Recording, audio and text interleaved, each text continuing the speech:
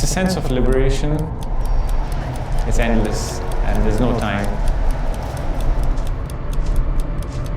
It's a bond between man and machine.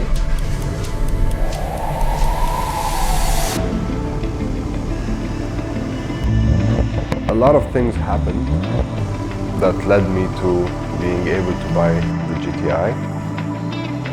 Volkswagen pushed the GTI to the edge. They showed the adrenaline. They showed the passion. I stumbled upon this Gulf and it just called me out. I think this is the car I want. It just felt very nice. Just four of us driving as fast as we can up the hill. I just remember that as the fond memory of the car.